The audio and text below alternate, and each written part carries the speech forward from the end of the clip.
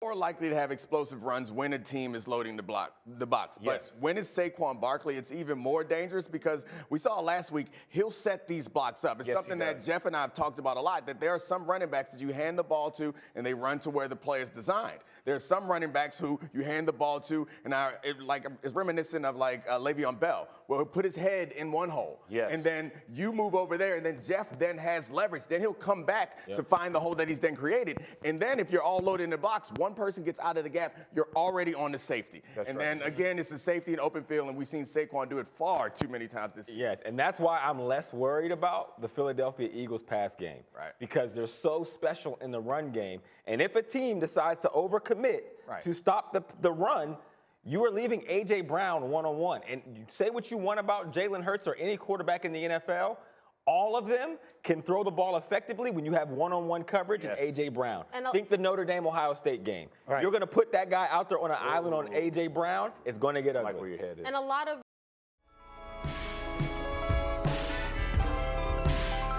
Let me talk my shit again. What it do, what it do? This is the Talk My Shit Again podcast. I'm your humbly hostile host, CASSIUS Cliff. Before we get into this video and breaking down the game of the year, divisional matchup in the conference championship game that's different, bro. And obviously, we do it different in Philly. But before we get into this video, please like, share, subscribe, as well as comment. It goes a long way. Thank you in advance. Thank you ahead of time. As I just mentioned, going against the Commanders after splitting with them in the regular season and meeting them in the conference championship was not on my bingo card. I don't think anybody's bingo card, for that matter, especially given the fact that the Commanders were way below 500. I don't even think they had 5 wins last season to now 12-5 in the conference championship game with a rookie quarterback. Hey, shout out to them. Kudos to them. Being a DMV native, I've had to hear about it all season, even after that nail-biter of a loss in their stadium, with Northwest Stadium, whatever the hell they call that shit these days. And it was tough. Go after that game, especially given the fact, like a lot of us Eagles fans believe, if Jalen was in that game, if C.J. Gardner-Johnson did not get ejected, that's a W. That's one of the games in which we scored a lot of points in the first quarter, which we struggled throughout most of this season. And the fact that we did that in that game, all of us were thinking, we're about to blow these dudes out. That's how I felt in the stadium. I was hooting and hollering, broke the chair I was sitting in. That's how I felt about that game. And going into this game, I'm confident. But before we even get into this game and really how we should secure a comfortable, if not I would say a convincing win, we're going to look at the injury report real quick, purely because Cam Jurgens as well as Dallas Goedert were on it earlier in this week. We know Jalen Hurts has the bum knee, but those guys look to be ready in terms of Cam Jurgens and Dallas Goedert, so that is a great sign for this offense. And when it comes to this team in general, because people forget, they think this game is won on the arms of a quarterback or the legs of a quarterback or them being a dual threat. It is a team game. And this is what my team did this year. MVP, MVP and Offensive Player of the Year finalists, Defensive Player of the Year finalists, 2 Defensive Rookie of the Year finalists, as well as the Assistant Coach of the Year finalists. All those guys were not only additions to this team, they have covered up a lot when it comes to the lack of, I would say, preparation and this situational football when it comes to the offensive side of the ball, because the defense has been doing their job. The offense obviously has been, hit or miss here and there. 2 things in general. In particular, it's going to have to do a lot with Kellen Moore, and it's going to have to do with Jalen Hurts' decision-making. What do I have more trust in? I definitely have more trust in Jalen Hurts. As you can see right here, in this play alone, this is the first play of the game, and what does Kellen Moore dial up? An easy under-center play-action pass, dump it off to your tight end. Jalen Hurts has more than enough ability to make the right decisions when it calls for it. To me, it all depends on him being put in the right situation and the right play call to execute. This offense is just way too dynamic, way too many weapons on the opposite side of the ball for us to be struggling to score against virtually any team, especially a team in the Commanders where we didn't necessarily struggle, but it's the team that is like bottom tier in terms of rush defense. So when you have a bottom tier rush defense, you should be able to set up the pass game fairly easy on, just like Andrew Hawkins said. I mean, even in this play against the Ravens, with A.J. Brown getting, I believe, like 7 to 8 targets over 100 yards, this was not hard. It comes down to scheme and play calling when it comes to the offensive side of the ball, because Saquon Barkley, all he needs, as you heard Dominique Foxworth Hayden say, He can set up those runs. He knows how to do that. And I even mentioned in my last video the conversation he had with Marshall Faulk and his ability to set up those runs for the end of the game and really to close the game out. But these simple passes to A.J. Brown, obviously it depends on Jalen Hurts making the right decision and throwing it in a timely manner. But the play calling and really putting these guys in position to get these easy, pitch and catch is really where I have the issue when it comes to the offense. Because there's been too many times in which we're just behind the 8 ball. We're not making the right calls on 3rd down or even 2nd down, putting ourselves in bad situations. Easy touchdown here to Smitty. I mean, it doesn't matter if it's easy or if it's tough. Give these guys a chance to make the play, and that's exactly what they're going to do. We have 2 dynamic receivers on the outside with a great tight end and one of the best offensive lines in football. Why should we be putting ourselves and pigeonholing ourselves when you have this many options on offense? It doesn't matter where you go with the ball. Ultimately, you have the best running back in football, and the Commanders in both those meetings could not handle him. We know what Jalen Hurts has done over the season, and if you're not familiar, when it comes to the playoffs, you want to minimize turnovers first and foremost. And since December 15th, Jalen Hurts has not lost a fumble.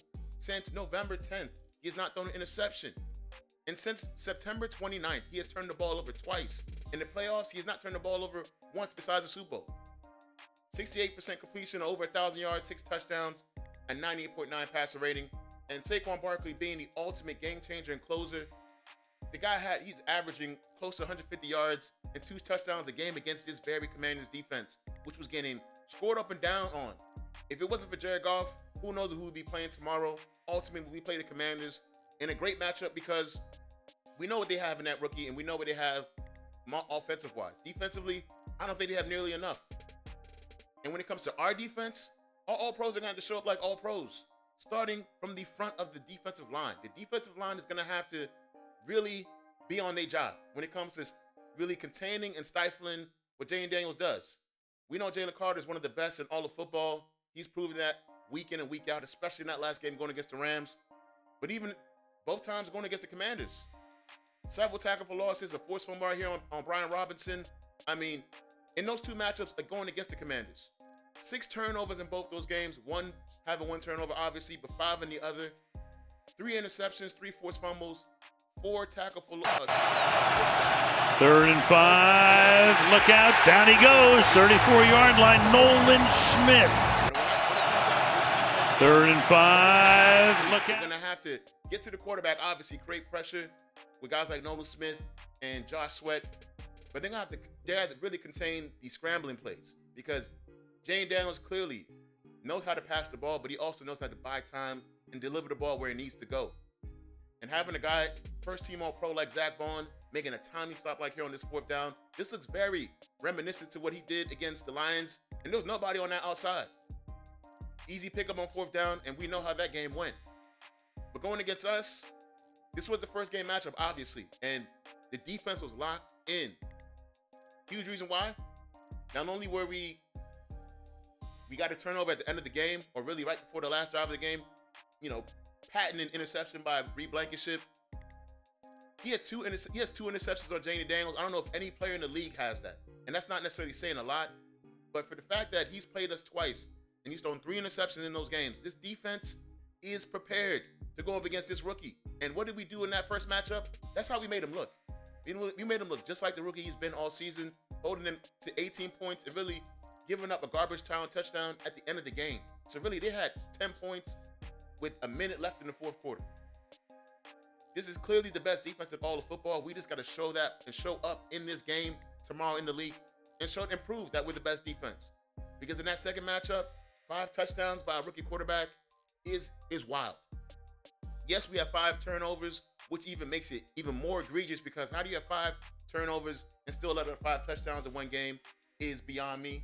But ultimately, it's going to have to be a team game on both sides of the ball. It's going to have to be complementary football, offense, defensive line.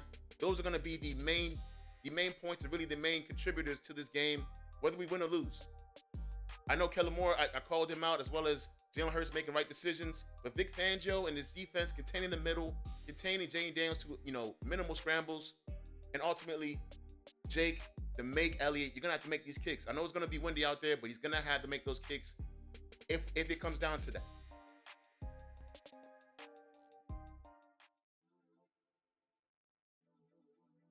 And that's all she wrote, folks. I really feel like at this point, this is the most critical game of the season, and how it looks, how it comes about, it doesn't matter. Winning is all that matters at this point in time. How we win is unimportant. Does not matter if it's Jalen Hurts throwing for 300 or Saquon running for 200. All I want is the W, especially against these Commanders. Like, I'm from the area. I'm from the DMV, and I've had to hear these guys talk since that second matchup up until this point, especially given the fact they're in the conference championship game. A lot of these Commanders fans are new, and really, a lot of these guys that don't remember the last time they've won one playoff game, let alone consecutive, to go to a conference championship game. They don't remember the last time that happened. It was 1991. A lot of these dudes were not born. They were on breast milk, or they weren't watching football because they were kids. They don't recall. Being that we've been here before, we act a little different. We carry a little different.